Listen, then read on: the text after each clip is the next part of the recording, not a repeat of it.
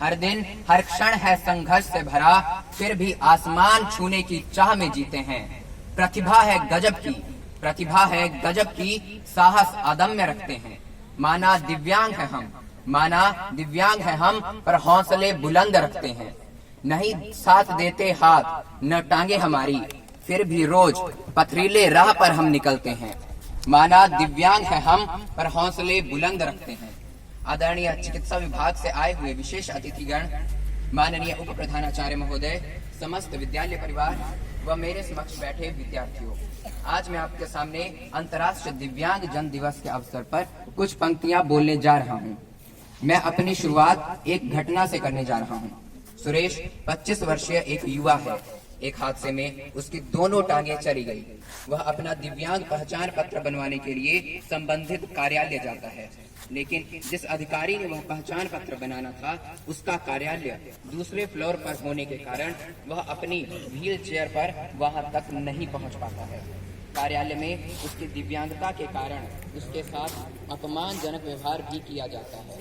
यह कहानी सिर्फ सुरेश की नहीं है, बल्कि ऐसे लाखों दिव्यांगजनों की है जो अपने अधिकारों को पाने के लिए संघर्ष कर रहे हैं, लेकिन बावजूद इसके उन्हें वह अधिकार नहीं मिल रहे हैं। अब प्रश्न उठता है कि दिव्यांगजनों के क्या क्या अधिकार हैं, उन्हें अपने सामाजिक और दैनिक जीवन में कैसे कठिनाइयों का सामना करना पड़ रहा है, और सरकार ने उनके कल्याण के लिए किस किस योजना को चलाया है। आने वाले आलेख में हम इन्हीं सवालों के जवाब जानने की कोशिश करेंगे। अब सवाल उठता है कि दिव्यांगता है क्या? दिव्यांगता शरीर की ऐसी अवस्था है जिसमें शरीर का भौतिक या मानसिक रूप से पूरी तरह या आंशिक रूप से कार्य नहीं करता है। मैं इसे पुनः दोहराना चाहूंगा। दिव्यांगता शरीर की ऐसी अवस्था है जिसमें किसी व्यक्ति का शरीर भौतिक या मानसिक रूप से पूरी तरह या आंशिक रूप से कार्य नहीं करता। ऐसी अवस्था में रहने वाले व्यक्ति को दिव्यांगजन कहा गया है। इसे प्रमाणित करने के लिए दिव्यांगजन अधिनियम 1995 के अनुसार दिव्यांगजन एक ऐसा व्यक्ति है जो किसी चिकित्सा अधिकारी द्वारा प्रमाणित हो कि जिसमें वह न्यूनतम 40% दिव्यांगता से पीड़ित है। दिव्यांगता के अंतर्गत दृष्टिबाधित यानी जिन्हें दिखाई नहीं देता, कम दृष्टि वाले जिन्हें कम दिखाई देता है, कुष्ठ रोग आधारित, श्रवण बाधित जिन्हें सुनाई नहीं देता, चलन बाधित जो चल फिर नहीं सकते या उन्हें चलने में दिक्कत होती है, तथा मानसिक विकृत जो आम मनुष्य की तुलना में कम या बहुत कम सोच पाते हैं। इन सबको शामिल किया गया है। क्या आपको पता है कि हमारे भारत देश में दिव्यांगों की कुल जनसंख्या कितनी है?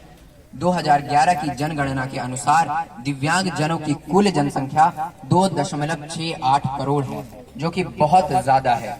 और बड़ा दुख होता है जब समाज में दिव्यांग जनों के प्रति एक नकारात्मक रवैया अपनाया जाता है और उन्हें निम्न दृष्टि से देखा जाता है, और बड़ी बार तो उनका मजाक तक उड़ाया जाता है, जो उन्हें उनके सामाजिक अधिकारों से वंचित रखता है।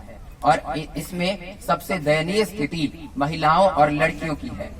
भारत सरकार ने इनके कल्याण के लिए नवीनतम दिव्यांग जन अधिकार अधिनियम 1916 को पारित किया है। इस अधिनियम के अंतर्गत दिव्यांगता की परिभाषा को व्यापक बनाया है। इस अधिनियम के अंतर्गत शिक्षा व नौकरी में आरक्षण की सीमा 3% से 4% कर दी है। इसके अतिरिक्त अनेक योजनाओं का संचालन भी किया गया है, जैसे सुगम्य भारत अभियान, सुगम्य पुस्तकालय, वेब आधारित विशिष्ट पहचान पत्र इत्यादि।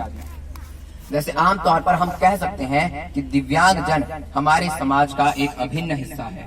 महान विश्व प्रसिद्ध वैज्ञानिक स्टीफन हॉकिंग को कौन नहीं जानता।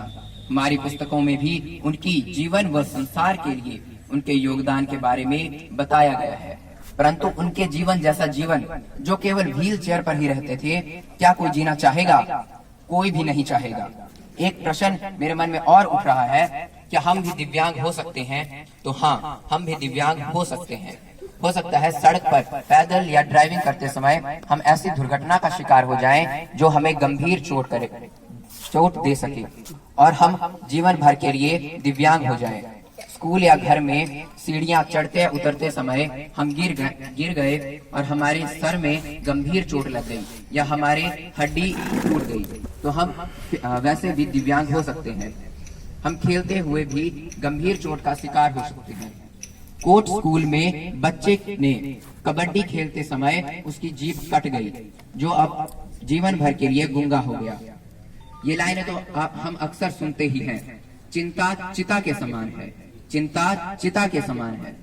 मानसिक रुग्णता के रोगियों की संख्या में बहुत वृद्धि होती जा रही है।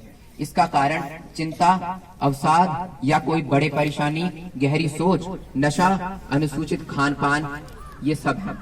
अगर कोई मानसिक रुग्णता से पीड़ित है तो उसे समय पर डॉक्टर की सलाह लेनी चाहिए और उसके दवाइयों का सेवन करना चाहिए। हम में से बहुत सारे, लगभग सभी दिव्यांगों के प्रति सहानुभूति प्रकट करते हैं, यानी दया का भाव प्रकट करते हैं। समानुभूति यानी उसकी पीड़ा को खुद पर महसूस करते हैं। हमें सहानुभूति न दिखाते हुए बल्कि समानुभूति दिखानी चाहिए। हमें उनके हर एक कार्य में तत्पर रहना चाहिए। अंत में मैं यही कहना चाहूंगा, मानव हो मानव को प्यार, मानव हो मानव को प्यार, एक दूजे का हम बने सहारा, एक दूजे का हम बने सहारा। मानव हो मानव को प्यारा, एक दूजे का हम बने सहारा। धन्यवाद। जय हिंद, जय भारत।